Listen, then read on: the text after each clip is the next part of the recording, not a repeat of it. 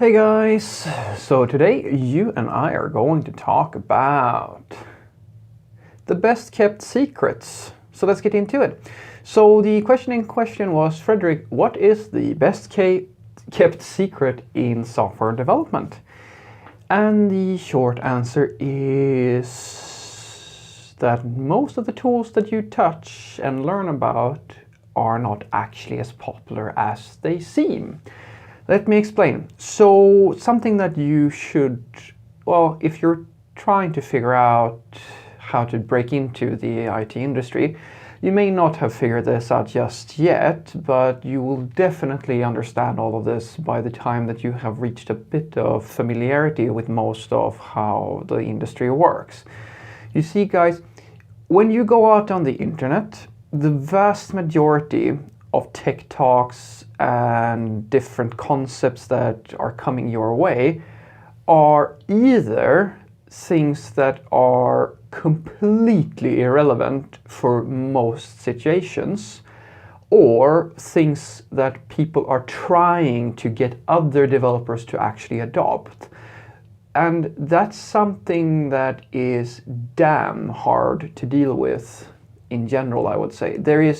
I would say for at least the 10 times as many, there's at least 10 times as many videos about how to use microservices, how to do service meshes, and how to do all of these sorts of things in comparison to just, oh, this is a distributed system. You put a server over here, and then you put a server over here, and then you talk to each other through either RPC or REST or just some basic networking without all of this extra fluff. Nobody's talking about these sorts of things, even though this is vastly, for the vast majority of the industry, this is the reality.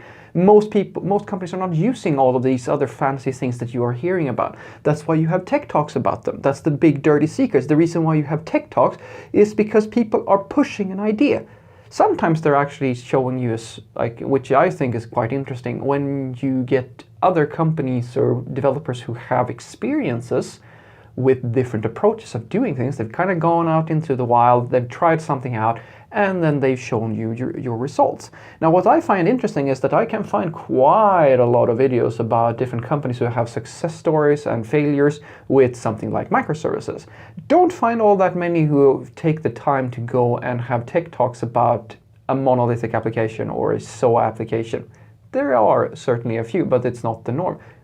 And the reason is, drumroll, because microservices are the bet. That's the bet. That's not the standard. The standard is the monolithic application or a basic SOA application. That's the standard. And that's the big dirty secret, guys. All these different technologies and things that you may learn as a more junior profile, you may think, and I'm not saying that everything is irrelevant, I'm just saying that you will have a very hard time to figure out what is actually real life relevant content and what's just fucking hype.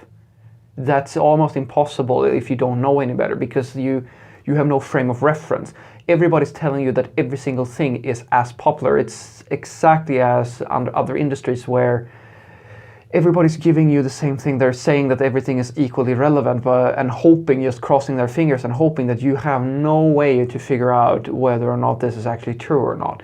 And the thing that I can say that makes this a little bit more bearable is that once you have worked a little bit, a few years in the industry, and if you pay attention, you will start to notice a few patterns in your daily job. And when you start learning that pattern, they can't fool you anymore. They can't trick you anymore. It's not possible, because you have already acquired the experience that is necessary in order to say that, oh, this thing here, well, yeah, sure, it kinda does what they promise, but I can already see that I'm gonna have problems with this and this and this and that. There's no reason for me to adopt this because it's not solving my problem. And that's the thing that you really need to achieve as quickly as humanly possible if you want to become any type of decent developer. Even in the more experienced profiles of developers, you will find people who have gotten out of touch with this understanding of business requirements and business needs and the IT world. And they are the sort of people, I mean, Don't think that this is just happening to people who are more junior. This happens to quite a lot of developers who are either working as code monkeys or people who are completely disconnected from the business world of whatever company they're working for. So they might actually adopt based on a fraction of the information that they should be acquiring before they actually implement things. I'm very sorry to say, fairly senior architects take fairly big leaps and experimentation steps within an organization and then have that thing fall absolutely to shit because they just had a hunch. It's kind of bad. It's a kind of unprofessional manner, I would say, to on a hunch set the technical requirements for a massive international company and then just shrug and say, oh, this didn't work out. It's like you have to be better than that. You shouldn't be making technical decisions on behalf of several groups of people if you don't have the professional maturity to understand that, oh, this is how my company is working. This is how the people in that company, like what their profiles are roughly and like what they're comfortable with working with and so forth. This is my business need. This is the thing that is like what I need to deliver. And then based on that, make the best decision rather than, oh, you know what? This tool here, this shiny tool here, it seems kind of cool. So what I want you to take away from this is that the biggest and most well-kept secret in IT is that the vast majority of people that you see on the tech talks promoting some tool or some sort are just doing that. There may be one or two companies out there who are doing things the way that they are doing or using these tools and so forth. Most of it is a sales pitch. Almost all of it is just a suggestion of this is how you could do things, this is how you could do things. And if you don't understand that, if you don't understand that these people are not representing the rest of the industry, they're simply representing themselves, but they're talking as if this is so obvious. Of course we're using this, of course you should be doing that.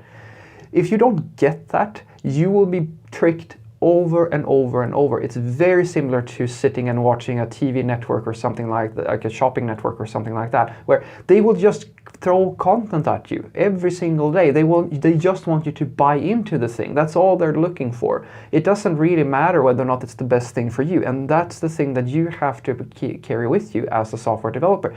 You need to have a healthy dose of critical thinking so you don't buy into every single idea that's coming your way. Because I can promise you that this, guys, I'm sorry to say that it might be boring, but quite a lot of the best practices within this industry are already settled and settled in stone, more or less. You don't have, people are trying to reinvent tons of things, but most of the best ideas are actually fairly old.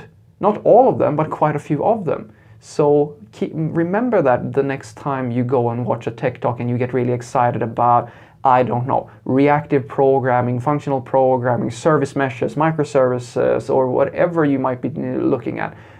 Really make sure that you understand that this may not represent actual work life. Have a great day.